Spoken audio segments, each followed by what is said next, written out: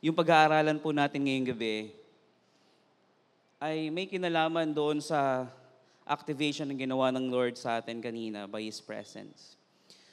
Kasi, does anybody here knows how to survive their life as a Christian? Alam niyo ba kung paano kayo makaka-survive? Anong secret? Paano kayo makaka-survive bilang isang matatag na Kristiyano? Madali pong bumalik sa simbahan. Tama po ba? Lalo na pag nasanay na yung routine mo. Pag naging routine mo na. Pag naging part na siya ng buhay mo. But to survive your spiritual life is difficult. Tama? To sustain and i-maintain yung spiritual na buhay natin ay medyo may kahirapan. Tama ba? Kaya nga maraming nanlalamig, maraming nawawala, kasi mahirap maging consistent talaga sa pakikipagrelasyon sa ating Panginoon. Amen? Kasi mahirap po yung hindi mo nakikita yung karelasyon mo. Tama ba? Hello? Sino po sa inyo yung makakapag-isip or yung imagine niyo na lang, pinanganak ka sa mundo, tapos lahat tayo puro virtual lang. Meron tayong virtual friend, meron tayong imaginary friend, meron tayong imaginary wife, husband, may imaginary tayong anak. Di ba? Kumbaga lahat ng bagay by faith. Hello? Naintindihan? Nagigets nyo ba yung ibig ko sabihin? Or hindi? Kumbaga, lahat po ng tao, yung relasyon parang ang Diyos. Yung relationship natin sa Panginoon, it is by faith. Tama? 1 John chapter 1 verse 3, that which we have seen and heard, we proclaim also to you, so that you too may have fellowship with us. And indeed, our fellowship is with the Father and with His Son, Jesus Christ. Hallelujah. Father God in heaven, we are asking for your presence, and we declare the victory of this word tonight in this church. And lahat po, nawa ang mga salitang mamumutawi sa inyo through me ay tumimo sa puso ng bawat isa. I declare victory into their lives. In the name of Jesus, we pray. Amen. Yung kanina, yung example ko is about Tom Hanks. Di ba? Castaway. So Tom Hanks, yung gumanap dito ay isang survivor. Tama? Siya po ay napunta sa isang island na kung saan walang ibang taong buhay kung di siya lang. Ang kaibigan niya ay si Wilson. Wilson! Nung inanod si Wilson, hinabol niya pa talaga, di ba? Kasi natatanging friend niya yun eh. And doon, talagang gumawa siya ng paraan para lang mabuhay. Para lang makasurvive. Pero, you can just imagine, kung ilang days pa, ilang buwan pa, o ilang taon pa siyang tumagal doon, definitely, he'll gonna die. Tama? Mahirap mabuhay nang ikaw lang mag-isa. Kaya nga sabi, walang sino man ang nabubuhay para sa sarili lamang. So mamaya, expound natin, ano ba ibig sabihin nung walang sino man ang nabubuhay para sa sarili lamang? Can you believe this? That you can actually live for yourself by having a friends. Hello? By having a friend or by having a relationship with someone. Pwede pa rin nating ma-identify yon as you are living for yourself. Diba? Ikaw pa rin ay nabubuhay para sa sarili mo. Tuklasin natin ang mga bagay-bagay. Verse 4, tuloy natin yung binabasa natin kanina. And we are writing these things so that our joy may be complete. This is the message we have heard from him and proclaimed to you, that God is light, and in him is no darkness at all. If we say we have fellowship with him while we walk in darkness, we lie and do not practice the truth. But if we walk in the light as he is in the light, we have fellowship with one another. And the blood of Jesus, his Son, cleanses us from all sins. All right. So the title of our message for tonight is, For Us to Survive, anong kailangan? We need to have fellowship. Yan. This is for us to survive. So ito po, yung pag-aaral natin ngayon, 3 puntos, mga kapatid. Ito po ay importante para tayo ay makasurvive bilang isang Kristiyano. Well, lahat po, ang tao po mga kapatid may instinct how to survive. Tama po ba? Kahit na hindi pa niya kilala ang Panginoong Yesus, makakasurvive. Nakita na po ba kayo ng tao sa tabi ng kalsada na nabubuhay doon? Walang kahit anong possession. Walang kahit sinong friend. Pero nakaka-survive. Barely living. Amen? But we are talking about the reality, the eternity. Kung ano yung buhay na para sa walang hanggan. Diba tayo po ay namatay, ngunit nabuhay muli. Amen? Sino po ditong nabuhay na muli? The question is, paano makakasurvive yung persona na nabuhay sa iyong muli? Do you know that there is a strong war between the hearts and minds? So meron po kasing nangyayari na warfare between your will and the Spirit of God. Hello? Kaya nga sabi kanina, walang sino man ang nabubuhay para sa sarili lamang. Does it ring a bell?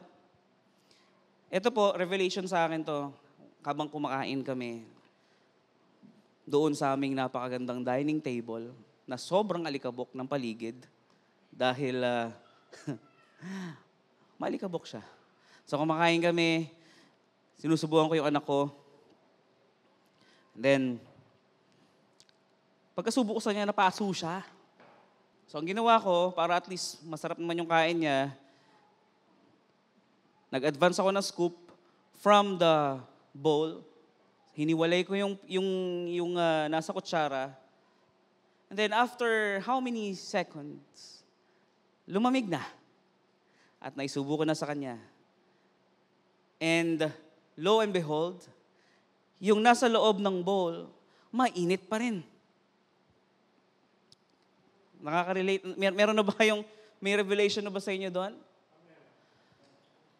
So sabi ko sa asawa ko, Mami, grabe tong revelation ng Lord sa akin ngayon. Ang Lord talaga nagre-reveal sa iba't ibang bagay eh. Tama? Parang pagka nagsisiga ka or nagbo-bonfire ka, nasa yung apoy malakas, tanggalin mo yung isang sanga doon, umaapoy pa rin yun, tama? Pero mamaya-maya lang, wala na yon. Pero yung mga magkakasamang sanga doon na umaapoy, ang tagal nun bago mamatay. Naintindihan? Ibig sabihin, ang isang Kristiyano, pag humiwalay sa fellowship ng kapwa nating mga mananampalataya, unti-unting lumalamig at definitely, eventually, they will die. Hello? Di, Pastor, buhay pa rin ako. I'm still breathing. Sabi ko nga kanina, kung mabuhay lang bilang isang tao, maraming pwedeng paraan. Tama? At kaya natin makasurvive sa kahit anong paraan. May naintindihan po ba? Gusto ko sana maintindihan natin to mga kapatid, because this is one of the tool kung paano lalago ang ating spiritual life at kung paano lalago ang simbahan na ito. Believe me. and believe God. Kahit huwag na kayo maniwala sa akin dahil ang dinideliver ko lang ngayon ay salita ng Panginoon. So yung tatlong bagay na pag-uusapan natin ngayon, unang-una is fellowship with brethren. Pangalawa, fellowship with the Lord. Pangatlo, syempre, pinaka-importante, fellowship not with evil. So unahin natin yung fellowship with brethren. Fellowship with one another or fellowship with brethren. Sino po dito nakakaalala nung katuruan na there's a power in fellowship? The power of fellowship. No? Ibig sabihin, may kapangyarihan pala talaga sa fellowship. Ano ba yung ibig sabihin ng fellowship? Ang ibig sabihin ng fellowship is a friendly occasion o association pala. Especially with people who shares one's interest. Alright? From the root word, it is fellowship. You're having an association with your fellow men, di ba? With the same belief and interest. You cannot have a fellowship with an opposite belief. Believe me, mahirap pong mangyari yon. Ang mangyari, argument. Imbis na fellowship, argument. Malinaw po? Mamaya malalaman natin kung bakit hindi ka pwede makipag-fellowship sa mga taong hindi kaparehas ng pananampalataya mo. When it comes in fellowship among people, ang una nating titignan or ang una nating iisipin is Genesis chapter 2 verse 18. Anong sabi? It is not good that the man should be alone. Mismong ang Diyos na nagsabi na hindi maganda na nag-iisa ang tao, ang lalaki. Of course, may isip natin, this is the context of marriage. Tama? Remember what Paul says? Hanggat maaari, wag na kayong mag-asawa. Pero kung hindi nyo kaya at kayo magkakasala lamang, mag-asawa kayo. Go! Push! Di ba? So, ibig sabihin, hindi po nire-require na ikaw ay mag-asawa. Pero ibang katuruan na yan. So, pinag-uusapan po natin ngayon, hindi po nilikha ang tao para mabuhay lang ng mag-isa. Yung kanina binasa natin, usually, they are used for the context of marriage. Tama ba? Hello? Naintindihan natin? Kasi pagka mag-isa ang tao, hindi makakapag-produce. Di ba? At wala siyang makakasama sa buhay. Parang si Adan ang lungkot. Tama? Kaya binigyan siya ng Eva. Kaya kung babasahin natin, tutuloy natin yon, sabi niya, I will make him a helper fit for him. I will make him a helper fit for him. Dapat pala, yung mga nakakasama natin or nakaka-fellowship natin, mga kapatid, is someone who could help us and fit for us. Well, lahat po tayo mayroong pagkakaiba-iba. Tama ba? May conflict na mangyayari. Definitely, kasi iba yung perception ko, iba yung perception mo, iba yung perception ni Raan, iba yung perception ni Bricks, iba yung perception ni AJ, iba din yung perception ni Ashton. Di ba? So, hindi tayo magkakapare-pareho. But, our common denominator is we have one God. Doon po tayo nagkakaroon ng pagkakaisa at doon tayo nagiging helper. Doon tayo nagiging helper at doon tayo nagiging fit sa isa't isa. Napansin niyo po 'yon? Pag tayo ay nagsama-sama, bagamat tayo ay magkakaiba ng utak, magkakaiba ng takbo ng utak, pero pag ang pinag-uusapan natin ay kabutihan at prinsipyo ng Diyos, nagkakaisa tayo. So saan mo hahanapin yung tao na dapat mong maka-fellowship for you to survive your spiritual life? Hallelujah. Praise the Lord. Christians are not meant to be alone. Amen? Mahirap mabuhay ang isang Kristiyano ng mag-isa. We need to have a fellowship with the church. Sino yung church? Sabi mo sa katabi mo, ikaw yun. No? Well, meron tayong mga taong tinatawag na si Pastor Pao, introvert to eh. Di ba? Pero kita mo, pag nasa loob ng simbahan at ang kasama niya, yung with the same spirit, introvert pa ba siya? Di ba minsan mas extrovert pa siya sa extrovert? Di ba? Kasi sa loob ng kaharian ng Panginoon, pantay-pantay. Walang introvert, walang extrovert. Walang ambivert. Lahat tayo pare-parehas. Puro intro lang. Yun ang mahirap. Pagka puro intro lang. Di ba, ano? May natututunan po ba tayo? Every individual, mapa-introvert man yan, ambivert, extrovert, we need a fellowship. Kailangan natin magkaroon ng fellowship sa bawat isa. Lahat po tayo dito, pag nagsama-sama, dapat iisa po tayo ng kaisipan patungkol sa harian ng Diyos. No? Pag halimbawa, nakita ko siraan sa kalsada, anong gagawin ko? Ha, uy, Ra, kumusta? Uy, Ra, ganun lang? Hindi. I will take some time para kamustahin. Diba? Kung may lakad siya, nagmamadali siya, okay, fine. Sige. But at least, I'll see to it. Dapat ganito mga kapatid, no?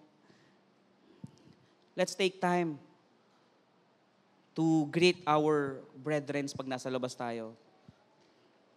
Amen? Dahil ang fellowship, mga kapatid, hindi po lang humihinto after the church service. I can prove it. Before, nung maliit pa yung church, di ba? Nung maliit pa, yung grupo na lang. Okay, yung maliit pa yung grupo na lang, solid talaga yung fellowship. Meron talagang solid na fellowship yun eh. Tama? Well, we cannot bring the yesterday right now. But, yung isang bagay na pwede nating dalhin is the Spirit of God with us. Hello? In the midst of us. Naintindihan po natin? O hindi? I hope you understand, mga kapatid, because I will proceed to the number 2. If we are having a fellowship with our brethren, and mamaya siguro mababalikan natin yan, we also need to have a fellowship with the Lord. That's very important. Kanina, the Lord niyakap ang bawat isa with His presence. Naramdaman niyo po ba yan? Ang sarap po makapag-fellowship sa Lord. Pero, somehow, may kulang. Tama? Because someone will confirm that God is good, supposedly. Mas nakaka-edify.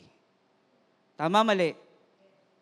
Isipin mo, yung naramdaman mo yung yakap ng Diyos, tapos yung katabi mo sinabi, grabe yung yakap ng Diyos, napakasarap, ano? Nakaka-edify, no? You also felt it. Ay, grabe. Ibig sabihin, totoo yung nararamdaman ko, hindi lang basta imaginate. Kaya importante yung horizontal relationship, which is our brethren, and the vertical relationship, which is the fellowship with the Lord. Amen? Natatandaan niyo ba yan? The horizontal and the vertical relationship. Horizontal and vertical fellowship. So, kailangan tayo ay nakikipag-fellowship sa brethren lang at sa Panginoon. Amen? Doon po tayo makakasurvive spiritually. Does it necessarily mean na hindi na tayo pwede makipagkaibigan sa hindi mananampalataya? Ibig sabihin ba nun, hindi na tayo pwede makipagkaibigan sa hindi mananampalataya? We can still be friends with them. Pwede pa rin. Iba po yung fellowship sa friendship. Hello? Pwede kitang sabihing friend. Di ba sa Facebook, 2,000 friends mo, pero kilala mo ba lahat? Tama, mali. So, hindi porket friend mo, ay nakaka-fellowship mo din. Okay? 1 John chapter 4, verse 7. Beloved, let us love one another, for love is from God. And whoever loves has been born of God and knows God.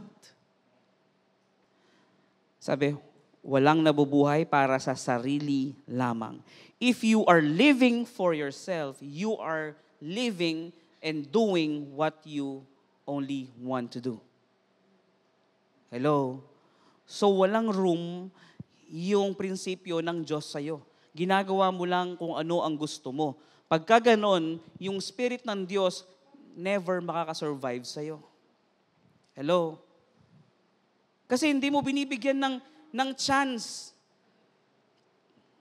to connect doon sa source and to connect doon sa horizontal fellowship.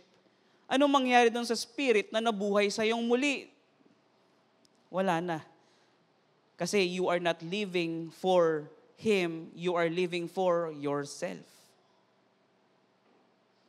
Kaya sabi, walang nabubuhay para sa sarili lamang. So hindi ka pwedeng mabuhay ng ginagawa mo ay para sa iyo lang lagi. Make sense?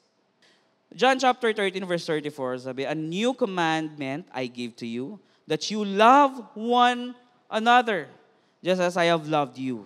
You also are to love one another. You cannot say, mga kapatid, that you love the Lord without loving your brethren first. Sabi niya, kung tutuloy natin yun, by this, the people may know that you are my disciples. Diba? Ang hirap mong ibigin ng Diyos na hindi mo nakikita. Kung sasabihin mong mahal mo yung Diyos, pero yung kapwa mo, hindi mo iniibig, that's very impossible. Kasi sabi, whatever you do to the least of my brethren, you also do it unto me. Amen po ba? So, pwede mo bang sabihin that you love God without loving your neighbors, your brethren? Hindi eh. Di ba? Magiging, ang kalalabasan nun, hypocrisy. Tama? Religious yung dating. Amen po ba? Magiging religious yung dating. Sabi, santong, banal na, natatawa ako. Di ba? Ang galing mo magsabi ng, I love you, Lord, and I lift my voice, let it be a sweet, sweet sound to your ears. Tapos biglang, nakita mo yung mukha ng brethren mo na may utang sa'yo, ayaw mo nang makita. Ayaw mo marinig ang boses. Nagkaroon ng atraso sa'yo, ayaw mo nang makita pagmumukha, ayaw mo nang makita kahit anino lang niya. Pastor, hindi humingi ng tawad eh. So be it. Sinabi ba ng Panginoon na pag nag-sorry sa'yo, tsaka mo lang patawarin? Di ba? Loving one another takes a lot of weight. Loving one another requires forgiveness even without sorry, guys. 70 times 7 a day. Imagine mo na lang yun. Hindi ka pa nakakita ng tao na sinadyang magkasala sa'yo ngayon, that's one. At maya-maya, 12:00, sinadya ulit magkasala sa'yo, that's two. Second na yon. Bilangin mo, sa isang araw, ilang beses ba nagkasala sa'yo yung tao? Sabi mo ng 7, times 7 pa. May kawala pa ba tayo doon? Mahirap talaga, but we need to do it. At magagawa mo lang yon pag naranasan mo ng ibigin din. Hindi mo kaya magpatawad hanggat di mo naranasang patawarin. Hindi mo kayang umibig hanggat hindi mo nararanasang ibigin. Hello? Naintindihan po ba? Hanggat hindi natin na-realize yung fellowship na ginawa ng Diyos sa atin, no? By sharing His life, one and only Son to us. Diba? Hanggat di natin na-realize kung gaano kabuti ang Diyos, na wala na sanang way. Ang sabi, for all men have sinned and fall short to the glory of God. Wala nang pwedeng makaabot sa kalwalatian ng Ama. Pero gumawa siya ng paraan para nang sa ganun magkaroon tayo ng fellowship, no? Through Jesus Christ. Fellowship with God through Jesus Christ. Hello? Hindi niyo po ba na-appreciate yung kabutihan ng Diyos? Therefore, kita nyo nasa number 2 na tayo, fellowship with the Lord. Pero, ang pinipinpoint niya pa rin is to love one another. Diba? Therefore, welcome one another as Christ has welcomed you. Nakita niyo mga kapatid? As Christ welcomed you. So, kung hindi mo pa na-experience na ma-welcome ng Panginoong Jesucristo, hindi mo rin kayang mag-welcome ng iba. Ano po ang slogan ng LCC? No disabled soul. Amen po ba? No disabled soul. Kaya pala, kahit sinong pumasok dito sa simbahan, at least kahit paano napaparamdam naman na sila ay welcome. Nakita niyo yung signage diyan sa labas? Ang laking welcome. 'Di ba? Tinulungan na po kayo ng simbahan na magsabing welcome. Dahil dito pagpasok ng simbahan, mga kapatid, real talk lang. Pag may ibang tao, hindi lahat kayo wini-welcome yung bago. Hindi po pastor lang ang may obligasyon na i-welcome yung mga bago. Lahat po tayo. So tinulungan na po kayo ng ating mahal na simbahan na i-welcome yung mga bago. May intro na, tayo na po sa body. Pagpasok dito, busy po kami mag-worship sa Panginoon, pastor eh. Pasensya na ha. O after ng service, di ba nandyan pa rin siya? Nandyan pa rin yun eh. Ano lang ba yung isang minuto ng buhay mo, bago ka umuwi, i-welcome mo yung bago? Maramdaman niyang iniibig siya. Di ba? Kasi marami din problema po yun eh. Kung tayo maraming problema, Kristiyano ng naturingan, how much more yung bago na naghahanap ng pag-ibig at naghahanap ng kapayapaan. Di ba? Sana dito maramdaman niya yung kapayapaan na hinahanap niya at yung pag-ibig na hindi niya nasumpungan kahit kanino. Ephesians chapter 5 verse 2, and walk in love, as Christ loved us and gave Himself up for us. A fragrant offering and sacrifice to God. You can just imagine that. If we walk in love, we love one another, that is a fragrant offering, sacrifice to God. Amen? Loving the Lord ay hindi lang nakafocus sa Kanya. Nakita nyo mabuti kung gaano ka-selfless ang ating Panginoon at kung gaano ka-unconditional yung pag-ibig niya sa atin na gusto niya i-share natin sa iba. Di ba? Having a fellowship with one another and loving one another, showing that you love God as well. Amen po ba? Hallelujah. May natututunan?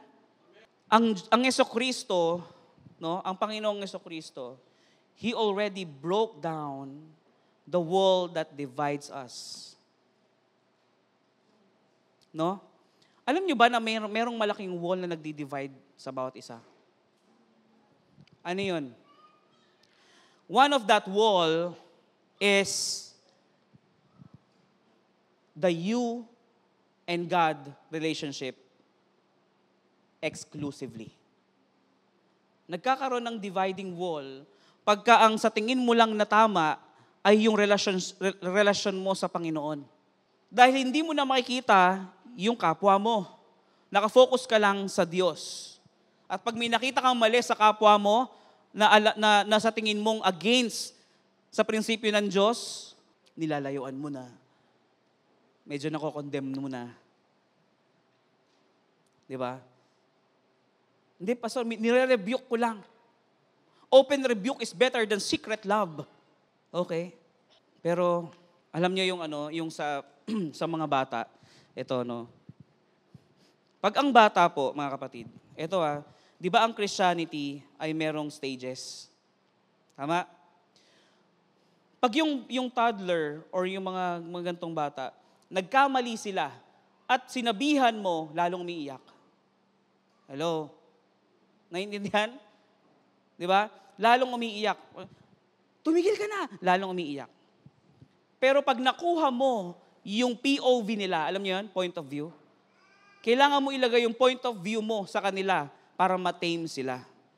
So yung mga batang yon, mga kapatid, pag pumunta ka sa point of view nila, ganun ba? Masakit, no?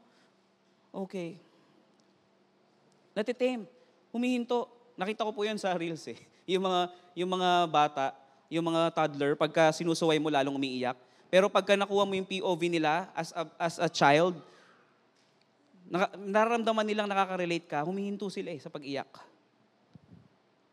Nakuha nyo? So, pag yung Kristiyano, baby pa, nirebuke mo once. Di ba once is enough? Twice is too much? Thrice is? Ano yun? Thrice is deadly. Di ba? Nirebuke mo, nasaktan, lalo nagrebelde, ibig sabihin, baby pa yon. No? Pero pag nirebuke mo, medyo kaya mag-stand, medyo na-offend lang, pero kaya niya pa rin mag-stand, medyo nagmamatured na. No? So kailangan malaman din natin kung ano status ng spiritual life ng bawat isa eh. Nang sa ganun, maparamdam din talaga natin yung pag-ibig. No? Yung fellowship, mga kapatid, hindi lang po yung basta magkakasama lang tayo dito, tapos nag-uusap-usap tayo, we need to go deep. Hindi po basta yung magkasama lang tayo, tapos nag-cellphone. No? Magkakasama tayo dito, tapos yung nag-ML, no? Fellowship. Mag-fellowship kami, pastor, through ML. Wala namang masama eh. There's a time for everything and a season for every activity. There's a time to play and there's a time to be serious. Diba? There's a time to be serious and there's a time to, makisimpatya doon sa nararamdaman ng kapatid mo na kasama mo ngayon. Diba? Kasi hindi po kayo parehas ng sitwasyon. Yung madali sa kanya, mahirap sa'yo. Yung mahirap sa'yo, madali sa kanya. So hindi kayo magtatagpo pag-usapang pahirapan at padalian lamang. We need to understand one another. Amen po ba? Hallelujah. Number 3, mga kapatid. Yung una, fellowship with brethren. Pangalawa, fellowship with the Lord. No? And just to add up, this is very sell-out, mga kapatid, this principle. When you are having a fellowship with the Lord, imposibleng wala kang prayer time at wala kang devotion time. By that, you're having a fellowship with the Lord na eh. Di ba? Wala pong time and place kung saan ka pwede makapag-fellowship sa Lord. Every day of your life must be a fellowship with God.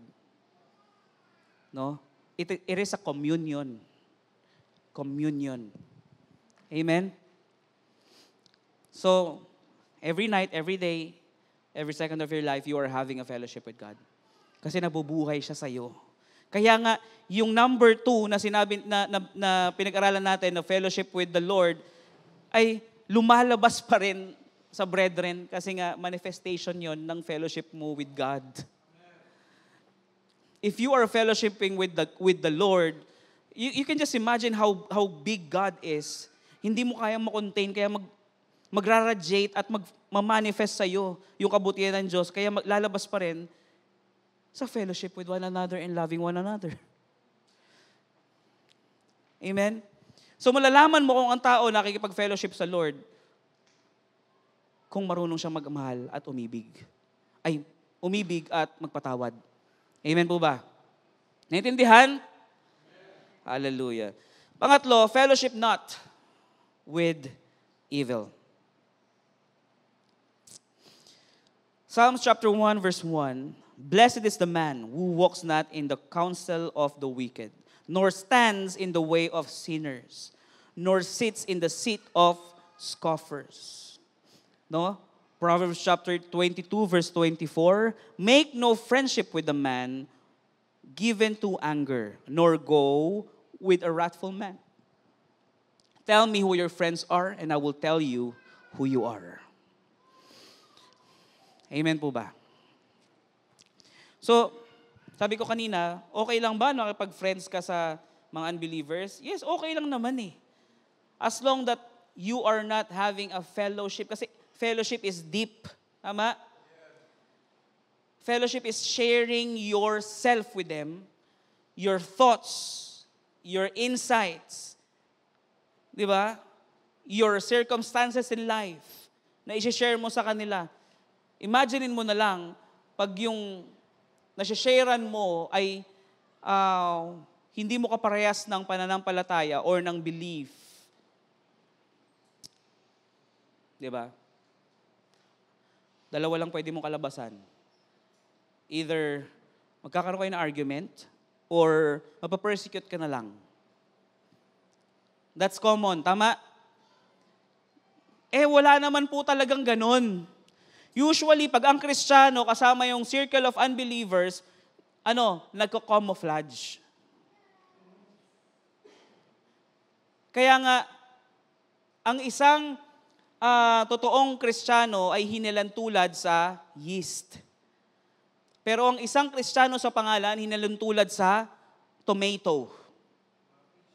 Di ba? Ang kamatis, pag ginalo mo sa mga nabubulok, mabilis mabulok din. Di ba? So ano tayo? Tayo ba ay kamatis or libadura? No? Tama? Lalim ba? Yeast.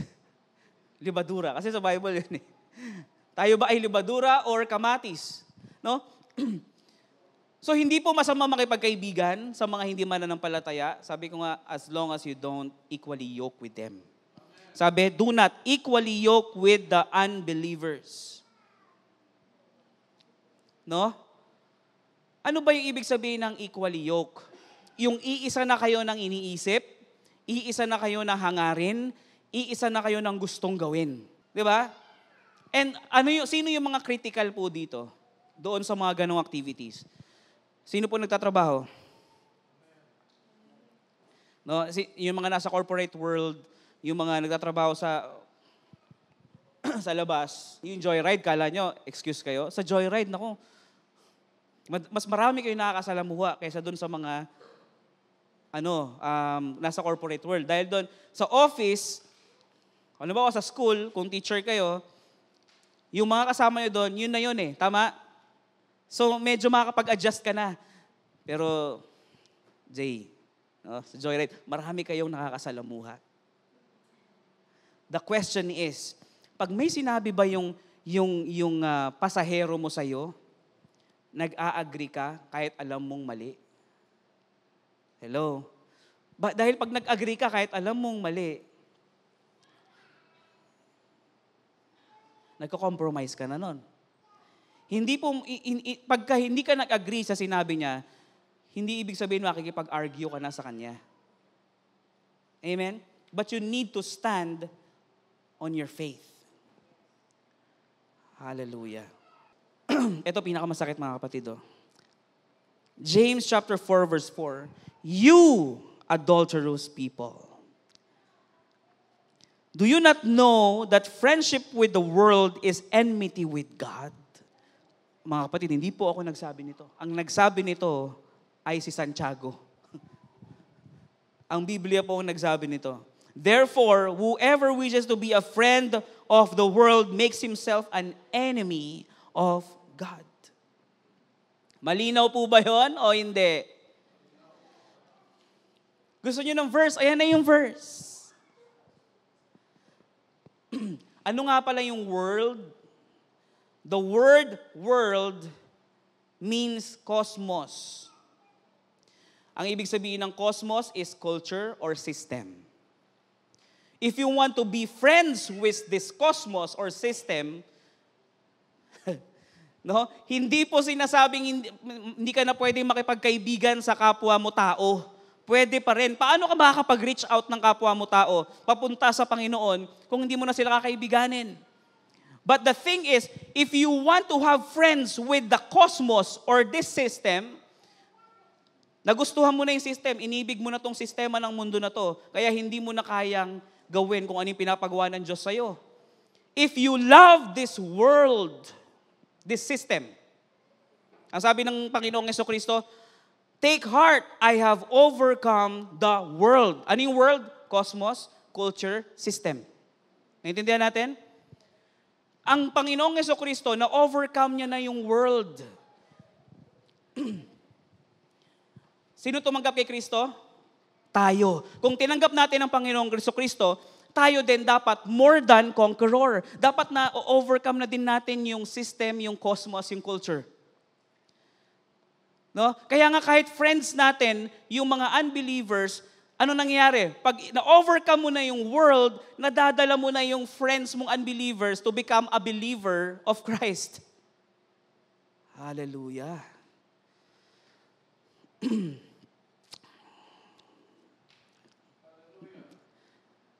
Nakukuha po natin? Ay. Alam niyo ba ang salita ng Panginoon? It is not comforting. Hello? Because the Word of God is from the Lord. Tama? It is from Him. At hindi babalik sa Kanya yun ng empty. Pag sinabi niya yun sa taong walang Diyos, ang reaction niya ay rebellious. Tama? Masasaktan siya. Kasi ang salita ng Diyos, ang sabi, double-edged sword. Saan ka nakakita ng piercing na masarap? So ang salita ng Diyos masakit. Ngayon po mga kapatid, no, tayo po ay kasalukuyang pinipenetrate ng salita ng Diyos. But the thing is this. The Spirit of God is our what? Comforter? Ano? What? Counselor? Di ba? Reminder, no? Advocate. Ay, tama ba? O the Spirit of God, o tama, advocate. So, ibig sabihin, pag naka-receive ka ng Word of God, masakit ang Word of God, tama? Pag naka-receive ka ng Word of God, rebuke yon. At meron kang Spirit of God, ang dating sa'yo nun, comfortable. Hallelujah. Sana nakukuha nyo. Pero pag wala kang Spirit of God at na-receive mo yung salita ng Diyos, that is double-edged sword, you will feel attacked. Praise the Lord. Nakuha? Ibig sabihin, ang daming word, ang daming revelations na pumapasok sa akin ngayon, praise the Lord. Ang sarap kasi ng worship kanina. Naramdaman niyo ba yung anointing kanina, yung presence ng God? Hanggang ngayon po, nararamdaman ko. Hallelujah. Nakuha po natin. Ibig sabihin, kaya nga sabi, you will know them by their fruit. And your reaction, will bring out the best in you.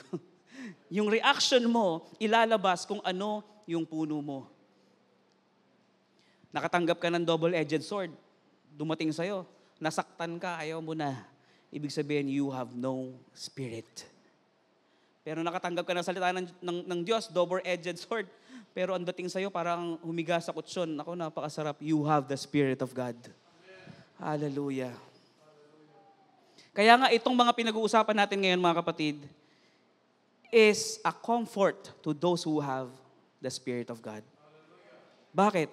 If you do these principles, yung having a fellowship with our brethren, wala nang masasarap sa pagtitingin natin.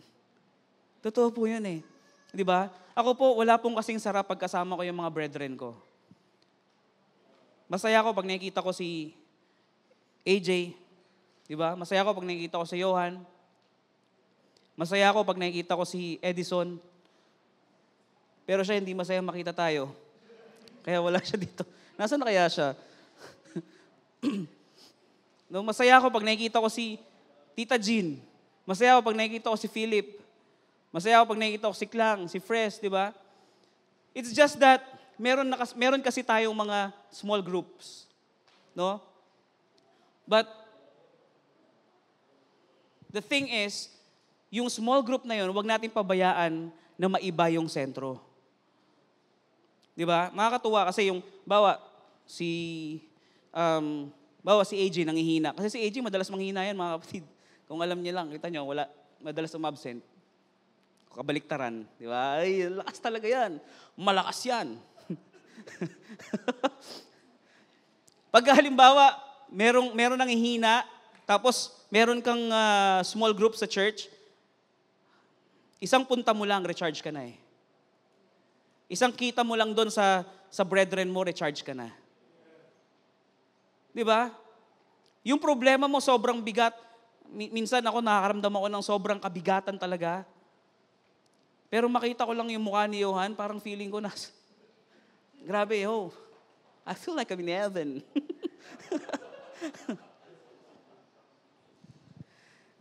Nakukuha po natin. Sana, I pray, mga kapatid, that this teaching will produce fruit to you. No? I hope and pray, mga kapatid, as a deliverer of this message, ay simula ngayon, this is just a challenge, mga kapatid, no? Simula ngayon, para sa mga naka-iPhone, iwasan na po natin mag-long press. Pag may nag-chat po sa atin, lalo na brethren, kung yan po ay business matter or mga pinagkakautangan nyo, you tend to long press it or to restrict it, okay, fine, bahala kayo. That's your discretion. Pero pag usapang brethren po, mga kapatid, may nag-chat sa atin na brethren natin, please don't long press, don't restrict. Isin nyo, replyan natin, baka kailangan ka ng tao na to. Amen? Tandaan natin, hindi mag-chat ang isang tao sa atin kung walang kailangan. Baka kasi mautang. Kung wala kang pera, anong papautang mo? Ba't ka nag-aalala? Tama, mali. Baka kasi humingi ng tulong. Kung hindi mo naman kaya yung hihingin niyang tulong, bakit ka matatakot? Kung kaya mo naman, dapat di mo gawin. Tama ba, mali? That is loving one another. No? So mamaya, antayin nyo, may mga mag-chat sa inyo. Susubukin talaga to eh. Susubukin to. Lahat ng salitang marinig natin at narinig natin, sinusubok talaga yan. Amen po ba? May natutunan? In conclusion, let us pray for growth in our fellowship. That no one will feel left out. Please. Lahat po tayo sabay-sabay. Payaman. Sabay-sabay po tayong paangat. No, wala pong maiiwan. But that all will volunteer to help in the church and outside of the church to benefit one another and to be blessed in both the giving and receiving of Christian love. You will give love and receive love. Give and take. No? Amen po ba? Hallelujah. Let us all stand and pray.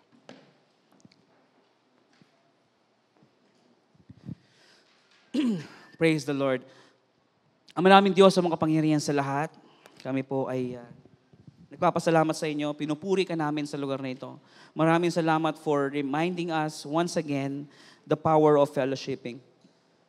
Lord, we pray that this very moment, lahat po ng aming narinig patungkol sa pakikipagtipan ay tumimo sa aming mga puso at maisagawa namin to sa aming mga buhay. Tonight, I declare the victory of this word to their lives, and it will prosper in the name of Jesus. And everybody say, Amen, amen.